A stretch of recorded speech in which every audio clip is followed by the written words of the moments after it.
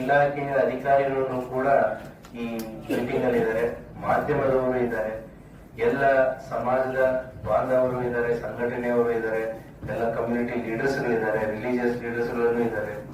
So ಹೀಗಾಗಿ ಇವತ್ತಿನ ಶಾಂತಿ ಸಭೆಯ ಉದ್ದೇಶ ಏನು ಅಂತಂದ್ರೆ, ಸೋಫಾರ್ ನಾವೇನೆಲ್ಲ ಪ್ರಿಪೇರ್ ಮಾಡಿದೀವಿ, ಇನ್ನು ಏನೇನ್ ಪ್ರಿಪರೇಷನ್ ಆಗಬೇಕು, ಯಾಕಂದ್ರೆ ನಮ್ಗೆ ಇನ್ನೂ 1 ವಾರಗಳ ಕಾಲ ಟೈಮ್ ಇದೆ. ಸೊ ಇನ್ನೂ 1 ವಾರಗಳ ಕಾಲದಲ್ಲಿ ನಾವು ಇನ್ನು ನಮ್ಮಿಂದ ಏನೇನ್ ನಾವು ನಿಮ್ ಕಡೆಯಿಂದ ಎಕ್ಸ್ಪೆಕ್ಟ್ ಮಾಡ್ತಾ ಇದ್ದೀವಿ, ಅದೇ ರೀತಿ ನಿಮ್ಮಿಂದ ನಮ್ಮ ಜಿಲ್ಲಾಡಳಿತದಿಂದ ಇನ್ನು ಏನೇನು ಅನುಕೂಲತೆಗಳು ಆಗಬೇಕು ಅನ್ನುವಂತ ಒಂದು ವಿಚಾರದಲ್ಲಿ ಇವತ್ತಿನ ಮೀಟಿಂಗ್ ಅನ್ನ ನಾವು ತಗೋತಾ ಇದ್ದೀವಿ.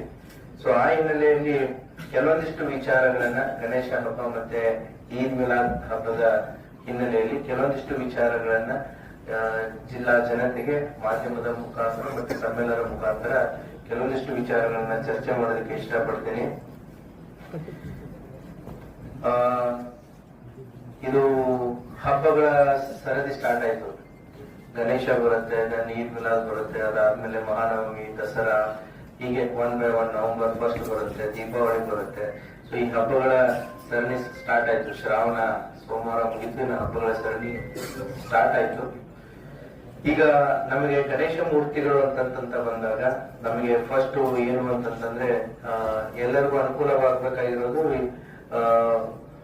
Single window system. Single window system ಅಂದ್ರೆ ಏಕಗವಾಕ್ಷಿ ಕೇಂದ್ರ ಅಂತೇಳಿ. ಈಗ ಸಾರ್ವಜನಿಕ ಗಣಪತಿಗಳನ್ನ ಕೂಡಿಸ್ಬೇಕಾದ್ರೆ ಮೇನ್ ನಿಮಗೆ ಯಾವ್ಯಾವ ಇಲಾಖೆಗಳ ಅನುಮತಿ ಬೇಕಾಗುತ್ತೆ, ಮತ್ತೆ ಯಾವ್ಯಾವ ಇಲಾಖೆಗಳ ಸಹಕಾರ ಬೇಕಾಗುತ್ತೆ. ಸುಮ್ಮನೆ ನೀವು ಒಂದು ಲೆಟರ್ ಹಿಡ್ಕೊಂಡು ಎಲ್ಲಾ ಇಲಾಖೆಗಳಲ್ಲಿ ಓಡೋಕ್ಕಿಂತ ಎಲ್ಲಾ ಇಲಾಖೆಯ ನೋಡಲ್ ಅಧಿಕಾರಿಗಳು ಒಂದು ಜಾಗದಲ್ಲಿದ್ದು ನಿಮ್ಮ ಪರ್ಮಿಷನ್ ಕೊಡೋದಿಕ್ಕೆ ಅದನ್ನ ಎಲ್ಲಾ ಪೊಲೀಸ್ ಠಾಣಾ ವ್ಯಾಪ್ತಿಯಲ್ಲಿ ಅದನ್ನ ತಾವು ನಮ್ಮ ಪೊಲೀಸ್ ಅಧಿಕಾರಿಗಳು ಮಾಡಬೇಕಾಗತ್ತೆ. ಒಂದು ಕೆಪಿಟಿಸಿ ಅಲ್ಲಿ ಇರುತ್ತೆ, ಅಥವಾ ಗ್ರಾಮ ಪಂಚಾಯತ್ ಅಥವಾ ಪಟ್ಟಣ ಪಂಚಾಯತ್ ಅಥವಾ ಪುರಸಭೆ, ಮಹಾನಗರ ಪಾಲಿಕೆ, ಸೊ ಪೊಲೀಸು. ಸೊ ಹೀಗಾಗಿ ಒಂದು ಪೊಲೀಸ್ ಠಾಣೆಗೆ ಅವರು ಅಪ್ಲಿಕೇಶನ್ ಕೊಟ್ಟರು ಅಂತಂದ್ರೆ ನೀವು ವಿವಿಧ ಇಲಾಖೆಗಳ ಜೊತೆಗೆ ಕೋಆರ್ಡಿನೇಟ್ ಮಾಡಿಕೊಂಡು ಅವರಿಗೆ ಅದನ್ನ ಏನು ಅನುಮತಿಯನ್ನು ಕೊಡಿಸುವಂತ ಒಂದು ಕೆಲಸವನ್ನ ಮಾಡಬೇಕಾಗುತ್ತೆ. ಅಷ್ಟೇ ಅಲ್ಲದೆ ಈ ಪ್ರತಿಷ್ಠಾಪನೆ ಮಾಡುವಂತಹ ಸ್ಥಳಗಳನ್ನ ಏನಿದೆ ಮೊದಲೇ ಸುಮಾರು ವರ್ಷಗಳಿಂದ ಪ್ರಾಕ್ಟೀಸ್ ಇರುತ್ತೆ. ಆ ಪ್ರಾಕ್ಟೀಸ್ ಅನ್ನ ಬಿಟ್ಟು ಡೈವರ್ಟ್ ಆಗೋದು ಬೇಡ. ಸಾರ್ವಜನಿಕರ ಅಡೆತಡೆ ಆಗಿರ್ಬೋದು ಅಥವಾ ಸಂಚಾರಿ ಅಡೆತಡೆಗಳು ಆಗದ ರೀತಿಯಲ್ಲಿ ಸೊ ಅದನ್ನ ಅನುಕೂಲತೆಯನ್ನ ಮಾಡ್ಕೊಳ್ಳಿ.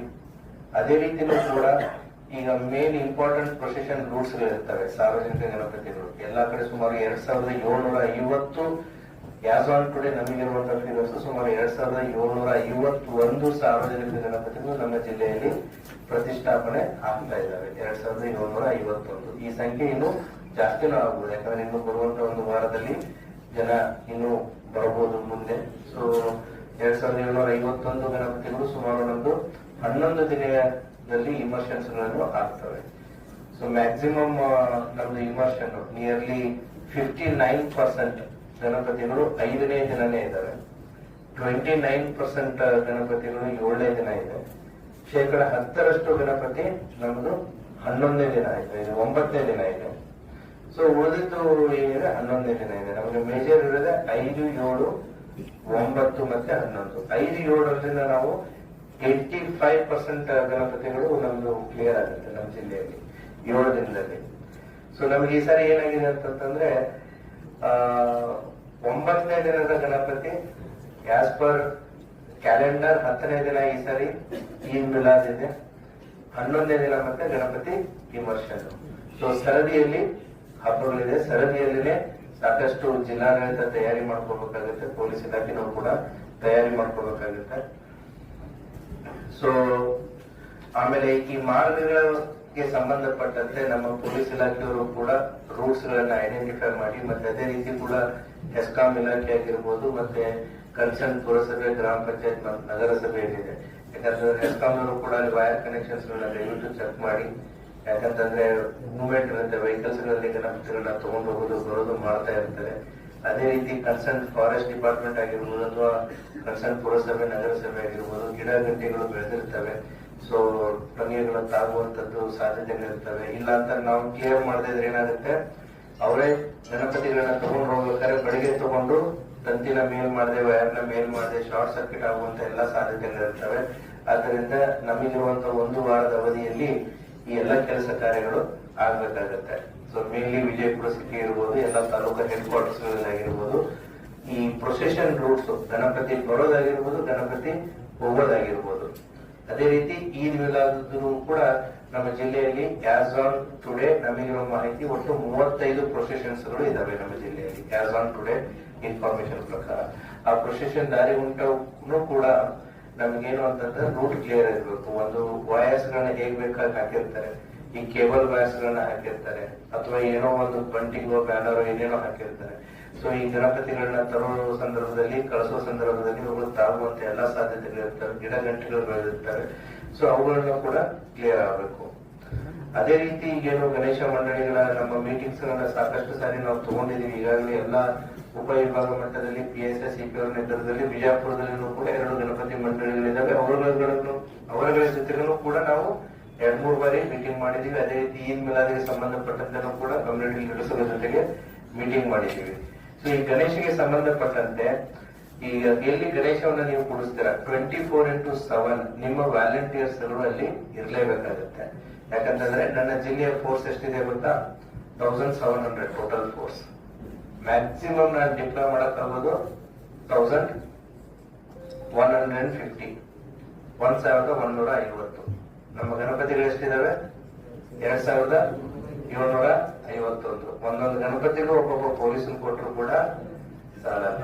ಹಾಗಾಗಿ ಜನಸ್ನೇಹಿ ಪೊಲೀಸ್ ಅಂತ ನಾವೇನು ಕರಿತೀವಲ್ಲ, ಜನರ ಸಹಭಾಗಿತ್ವ ಅಂತ ಹೇಳಿ ಇದಕ್ಕೆ ಬೇಕಾಗೋದು. ಸೊ ನೀವು ಯಾರ್ಯಾರು ಸಾರ್ವಜನಿಕರ ಗಣಪತಿಯನ್ನ ಇಟ್ಕೋತೀರಾ, ನಾವು ಪೊಲೀಸ್ನವ್ರು ಇರ್ತೀವಿ, ಬಟ್ ನಮ್ಗಿಂತ ಹೆಚ್ಚು ಜವಾಬ್ದಾರಿ ನಿಮ್ದಿದೆ. ನಿಮ್ಮಿಂದ ನಮಗೆ ವಾಲಂಟಿಯರ್ಸ್ 24x7 ಅಲ್ಲಿ ಇರಬೇಕಾಗುತ್ತೆ.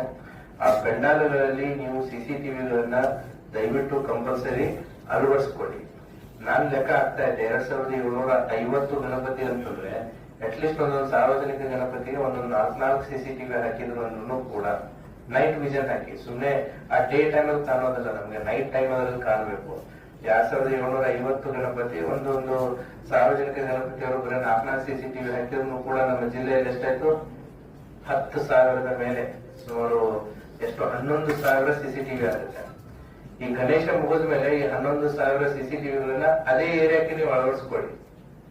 11,000 ಎಕ್ಸ್ಟ್ರಾ ಪೊಲೀಸರು ಸಿಕ್ಕಂಗೆ ನಿಮಗೆ 24x7 CCTVಗಳು ನಿಮ್ಮ ಏರಿಯಾನ ನಿಮಗೆ ವಾಚ್ ಮಾಡೋದಕ್ಕೆ ಅನುಕೂಲ ಆಗುತ್ತೆ. ಇತ್ತೀಚಿನ ದಿನಗಳಲ್ಲಿ ನಾವು CCTV ಡ್ರೈವ್ ನ ಕಳೆದ 6 ತಿಂಗಳಿಂದ ಬಹಳ ಫಾಸ್ಟ್ ಆಗಿ ತಗೊಳ್ತಾ ಇದೀವಿ. ಸುಮಾರು 8 ತಿಂಗಳಲ್ಲಿ ನಮ್ದು 3,000-3,500 ಇದ್ದಂತ CCTV ಇವತ್ತು ಜಿಲ್ಲೆಯಾದ್ಯಂತ 21,000 ಆಗಿದಾವೆ CCTVs. ಇದೆಲ್ಲ ಜನರ ಸಹಭಾಗಿತ್ವ. ಪಬ್ಲಿಕ್ ಸೇಫ್ಟಿ ಆಕ್ಟ್ ಅಡಿಯಲ್ಲಿ ಕೈಗೊಂಡಂತ ಕ್ರಮಗಳು ಸುಮಾರು 18,000ಕ್ಕಿಂತಲೂ ಹೆಚ್ಚು ನಾವು CCTVಗಳನ್ನ ಕಳೆದ 6 ತಿಂಗಳಲ್ಲಿ ನಾವು ಅಳವಡಿಸೋದನ್ನ ಮಾಡಿದೀವಿ.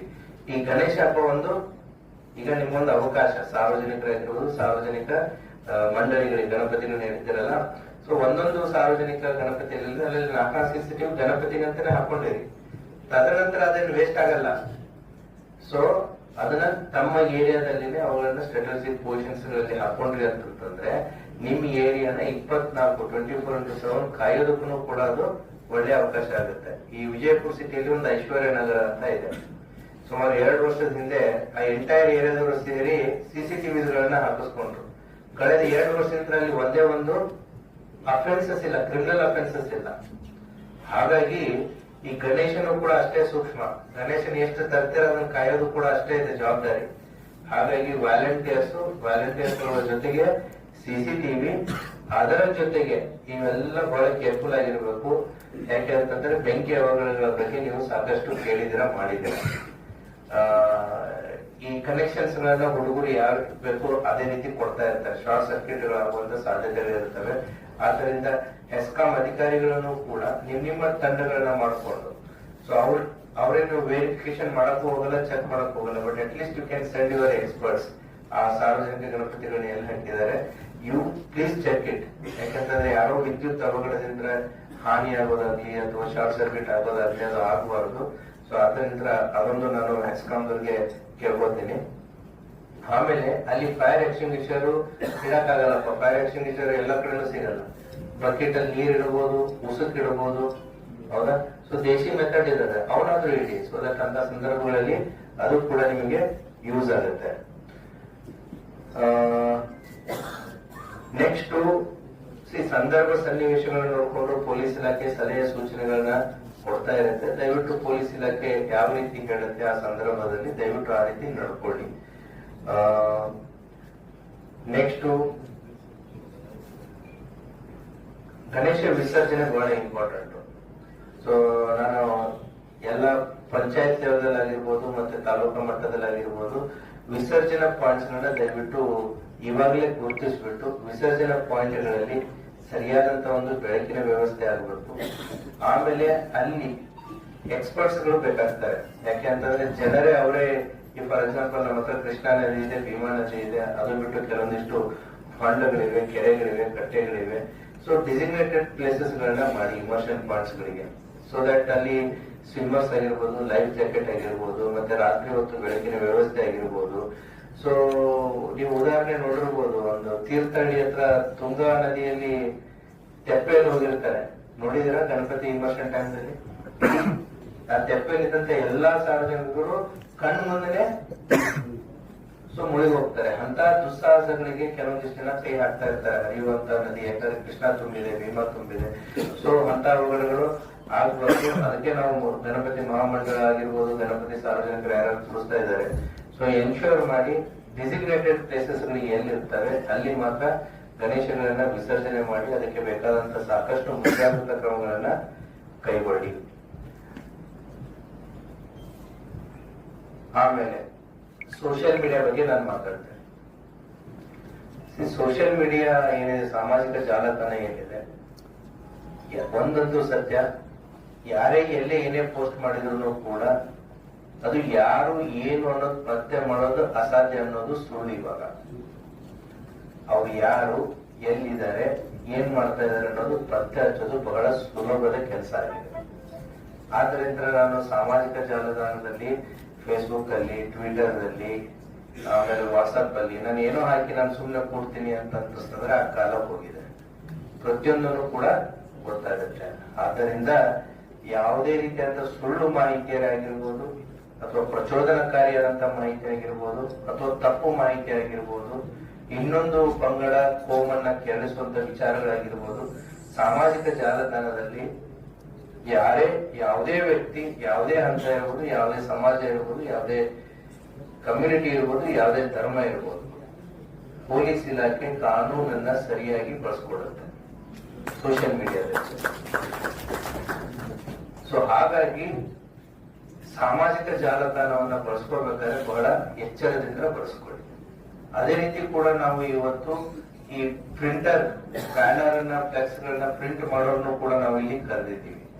ಸೊ ನೀವು ಬ್ಯಾನರ್ಸ್ ಮತ್ತೆ ಏನು ಫ್ಲೆಕ್ಸ್ ಗಳನ್ನ ಪ್ರಿಂಟ್ ಮಾಡಬೇಕಾದ್ರೆ ಪ್ರಿಂಟ್ ಮಾಡೋರಿಗೆ ಗೊತ್ತಿರಬೇಕು ನೀವು ಕಂಟೆಂಟ್ ಏನು ಪ್ರಿಂಟ್ ಮಾಡ್ತಾ ಇದ್ದೀರಾ, ಎಷ್ಟು ಕಾಪಿ ಪ್ರಿಂಟ್ ಮಾಡ್ತಾ ಇದ್ದೀರಾ, ಯಾರು ನಿಮ್ ಕಡೆ ಪ್ರಿಂಟ್ ಮಾಡ್ಕೊಂಡು ಹೋಗಿ ಬಂದಿದ್ದಾರೆ.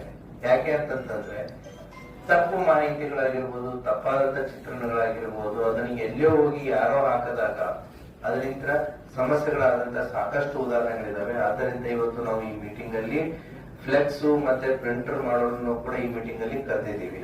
ಸೊ ಆದ್ದರಿಂದ ನಿಮ್ಮ ಪ್ರಿಂಟಿಗೆ, ನಿಮ್ ಫ್ಲೆಕ್ಸ್ಗೆ ನಾವು ತೊಂದರೆ ಕೊಡ್ತಾ ಇಲ್ಲ, ಆದ್ರೆ ನಿಮ್ಮ ಹತ್ರ ಅಕೌಂಟಬಿಲಿಟಿ ಕೇಳ್ತಾ ಇದ್ದೀವಿ. ನಿಮ್ಮ ಹತ್ರ ಯಾರು ಬಂದ್ರು, ಏನು ಕಂಟೆಂಟ್ ಕೊಟ್ರು, ಏನು ಮಾಹಿತಿನ ಪ್ರಿಂಟ್ ಮಾಡ್ತಾ ಇದ್ದೀರಾ, ಅದು ಪೊಲೀಸ್ ಇಲಾಖೆಗೆ ನೀವು ಮಾಹಿತಿಯನ್ನ ಕೊಡಬೇಕು. ಹೌದಾ? ಸೊ ದಟ್ ಆ ಮಾಹಿತಿ ಏನಿದೆ, ಕಂಟೆಂಟ್ ಏನಿದೆ ಅನ್ನೋದು ಪೊಲೀಸ್ ಇಲಾಖೆಗೆ ಮೊದಲೇ ಗೊತ್ತಾಯ್ತು ಅಂದ್ರೆ ಆ ತಪ್ಪು ಮಾಹಿತಿಗಳು ಡಿಸ್ಪ್ಲೇ ಆಗೋದನ್ನ ನಾವು ತಡೀಬಹುದು. ಇದು ಒಂದೇ ವಿಚಾರ ಅಂತಲ್ಲ, ಗಣೇಶ ಈದ್ ಮಿಲಾದ್ ಅಂತಲ್ಲ, ಯಾವುದೇ ವಿಚಾರಕ್ಕೆ ಸಂಬಂಧಪಟ್ಟಂತೆ ಸಮಾಜದಲ್ಲಿ ಅಶಾಂತಿಯನ್ನು ಉಂಟು ಮಾಡುವಂತೆ ಯಾವುದೇ ವಿಚಾರಗಳಿದ್ದಾಗ ಆ ಫ್ಲೆಕ್ಸ್. ಎಲ್ಲರಿಗೂ ನಮಸ್ಕಾರ. ಇವತ್ತಿನ ಒಂದು ಶಾಂತಿ ಸಭೆಯಲ್ಲಿ ಪೊಲೀಸ್ ವರಿಷ್ಠಾಧಿಕಾರಿ, ಸಿಇಒ, ಕಮಿಷನರ್ ಮತ್ತೆ ತಾವೆಲ್ಲರೂ ಬಂದು ತಮ್ಮ ಮನಸ್ಸಿಗೆ ಹಂಚಿಕೊಂಡಿದ್ದೀರಾ.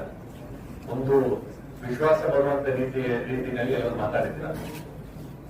ಅಂದ್ರೆ ಎಲ್ಲರಿಗೂ ಕೂಡ ಈ ಗಣೇಶ ಹಬ್ಬ ಇರ್ಬೋದು, ಈದ್ ಮಿಲಾದ್ ಇರಬಹುದು, ಈ ಎರಡೂ ಹಬ್ಬಗಳನ್ನು ಕೂಡ ಶಾಂತಿಯುತವಾಗಿ ನಡೆಸ್ಕೊಂಡು ಹೋಗ್ಬೇಕು ಅನ್ನುವಂತ ಒಂದು ಇಂಟೆನ್ಷನ್ ಇದೆ. That is very important. Intention ಇಷ್ಟು ವರ್ಷಗಳಿಂದ ಸೊ ಮಾತಾಡುವಾಗ ಕೆಲವು ಜನರಿಗೆಲ್ಲ 20 ವರ್ಷ 25 ವರ್ಷದಿಂದ ಯಾವುದೇ ರೀತಿಯಾದಂತಹ ಘಟನೆಗಳು ಅಂದ್ರೆ ದುರ್ಘಟನೆಗಳು ನಡೆಯಲಿಲ್ಲ ಈ ಜಿಲ್ಲೆಯಲ್ಲಿ ಅನ್ನುವಂಥದ್ದು ಅದನ್ನು ಕೇಳಿ ನನಗೆ ತುಂಬಾ ಖುಷಿಯಾಯಿತು. ಈ ಸರ್ಕಾರ ಮಾರ್ಗಸೂಚಿಗಳೇನಿದೆ ಅದರ ಬಗ್ಗೆ ಡೀಟೇಲ್ ಆಗಿ ಹೇಳಿದ್ದಾರೆ. ಅದರಲ್ಲಿ ಒಂದು 2-3 ವಿಚಾರಗಳು ನಾವು ಈ ಅರ್ಬನ್ ಲೋಕಲ್ ಬಾಡೀಸ್ ಮತ್ತೆ ಪೊಲೀಸ್ ಡಿಪಾರ್ಟ್ಮೆಂಟ್ ಅವರ ಜೊತೆಗೆ ಗ್ರಾಮ ಪಂಚಾಯತ್ ಮಟ್ಟದಲ್ಲಿಯೂ ಕೂಡ ಎಲ್ಲ ಕಡೆ ಸಿಂಗಲ್ ವಿಂಡೋ ಸಿಸ್ಟಮ್ ಅನ್ನು ನಾವು ರೆಡಿ ಮಾಡಲಿಕ್ಕೆ ಹೇಳಿದ್ದೇವೆ. ಯಾಕಂತ ಹೇಳಿದ್ರೆ ಒಂದು 4-5 ಇಲಾಖೆಗಳದ್ದು ಕ್ಲಿಯರೆನ್ಸ್ ಬೇಕಾಗ್ತದೆ. ಎಲ್ಲಿ ಸಾಂಪ್ರದಾಯಿಕವಾಗಿ ನೀವು ಗಣೇಶವನ್ನು ಕೂರಿಸ್ತಿರೋ ಆ ಜಾಗವನ್ನು ನಾವು ಫೈನಲೈಸ್ ಮಾಡಿ ಆದಷ್ಟು ಬೇಗ ಒಂದು ಕ್ಲಿಯರೆನ್ಸ್ಗೆ ಅಪ್ಲೈ ಮಾಡ್ಲಿಕ್ಕೆ ಅವಕಾಶ ಮಾಡಿಕೊಡ್ಬೇಕು. ಮತ್ತೆ ಆದಷ್ಟು ಬೇಗ ಕ್ಲಿಯರೆನ್ಸ್ ಸಿಗಬೇಕು. ಯಾಕಂದ್ರೆ ನಿಮಗೂ ಕೂಡ ಪ್ರಿಪರೇಷನ್ಗೆ ಟೈಮ್ ಬೇಕಾಗ್ತದೆ. ತಯಾರಿಗಳನ್ನು ಮಾಡಿಕೊಳ್ಳುವಂತಹ ಪ್ರಿಪರೇಷನ್ ಯಾವ ಕಾರಣಕ್ಕೂ ಡಿಲೇ ಆಗಬಾರದು ಅನ್ನುವಂಥ ನಿಟ್ಟಿನಲ್ಲಿ ಸಿಂಗಲ್ ವಿಂಡೋ ಸಿಸ್ಟಮ್ ಅನ್ನು ನಾವು ಚೆನ್ನಾಗಿ ಮಾಡಬೇಕು ಅನ್ನುವಂಥ ನಿಟ್ಟಿನಲ್ಲಿ ಈಗ ಮಾಡಿದ್ದೇವೆ. ಪ್ರತಿಯೊಂದು ಪೊಲೀಸ್ ಡಿಪಾರ್ಟ್ಮೆಂಟ್, ಎಸ್ಕಾಂ ಇಲಾಖೆಯವರು, ಸಂಬಂಧಪಟ್ಟ ಸ್ಥಳೀಯ ಆಡಳಿತದಲ್ಲಿರುವಂತಹ ಪ್ರತಿನಿಧಿಗಳು, ಮತ್ತೆ PWD fire and emergency response ಅವರು ಯಾರ್ಯಾರೆಲ್ಲ ಕ್ಲಿಯರೆನ್ಸ್ ಬೇಕಾಗ್ತದೆ ಎಲ್ಲರೂ ಕೂಡ ಒಂದೇ ಕಡೆ ಇಮಿಡಿಯೇಟ್ಲಿ ಕ್ಲಿಯರೆನ್ಸ್ ಕೊಡುವಂತದಕ್ಕೆ ಸೂಚನೆ ಕೊಟ್ಟಿದ್ದೇವೆ. ಅದು ನಾಳೆಯಿಂದನೇ ಅದೆಲ್ಲವೂ ಕೂಡ ಪ್ರಾರಂಭ ಆಗ್ತವೆ. ಎರಡನೇದು ಈ ರೂಟ್ ಫೈನಲೈಸೇಷನ್. ಈಗಾಗಲೇ ರೂಟ್ಗೂ ಕೂಡ ಈಗ ಪರ್ಮಿಷನ್ ಎಲ್ಲ ತಾವು ಅಪ್ಲೈ ಮಾಡುವಾಗ ಯಾವ ರೂಟ್ ನಲ್ಲಿ ತಾವು ವಿಸರ್ಜನೆಗೆ ಹೋಗ್ತೀರಾ ಅನ್ನುವಂಥದ್ದನ್ನು ಕೂಡ ಫೈನಲೈಸ್ ಮಾಡಿಕೊಟ್ರೆ ಅದು ಈಗ ಪರ್ಮಿಷನ್ ಮತ್ತೆ ಬಂದೋಬಸ್ತ್ ವ್ಯವಸ್ಥೆಗಳಿಗೂ ಕೂಡ ಅನುಕೂಲ ಆಗ್ತದೆ. ಕೋಆರ್ಡಿನೇಷನ್ ಚೆನ್ನಾಗಿರಬೇಕು.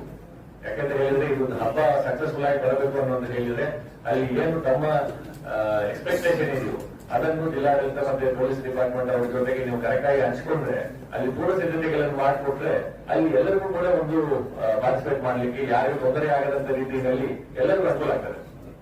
ಬಿಕಾಸ್ ಈಗ ಯಾವುದೇ ಒಂದು ಸರ್ಕಾರ ನಿಯಮ ಈಗ ನಾವು ಕೂಡ ಕಾರ್ಯಕ್ರಮಗಳಲ್ಲಿ ಬಂದು ನಾವು ಪಾರ್ಟಿಸಿಪೇಟ್ ಮಾಡಬೇಕಾದ್ರೆ ನಮಗೂ ಯಾವುದು ಕುಜೂರು ಆಗ್ಬಾರ್ದಲ್ಲ.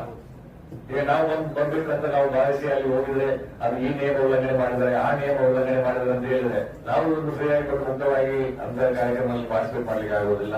ಅದೇ ರೀತಿ ಮಾತಾಡುವ ಕೆಲವು ಜನ ಹೇಳಿಲ್ಲ, ಚಿಕ್ಕ ಮಕ್ಕಳಿರಬಹುದು, ಬೇರೆ ಧರ್ಮದವರು ಇರಬಹುದಂಥದ್ದು, ಮಹಿಳೆಯರಾಗಿರುವಂತದ್ದು ಅಥವಾ ಹಿರಿಯರು ಅವರೆಲ್ಲ ಬಂದು ಪಾರ್ಟಿಸಿಪೇಟ್ ಮಾಡ್ಲಿಕ್ಕೆ ಅವರಲ್ಲಿ ಭಾಗವಹಿಸಬೇಕಾದ್ರೆ ಅದಕ್ಕೆ ಒಂದು ವಾತಾವರಣ ಬೇಕಾಗ್ತದೆ. ಇಲ್ಲ ಅಂತ ಹೇಳಿದ್ರೆ ಆ ವಾತಾವರಣ ಸರಿ ಇಲ್ಲ ಅಂತ ಹೇಳಿದ್ರೆ ಇದಕ್ಕೆ ಅದಕ್ಕೆ ಒಂದು ಮಹತ್ವ ಇಲ್ಲದ ಅಂತ ಆಗ್ಬಿಡ್ತದೆ.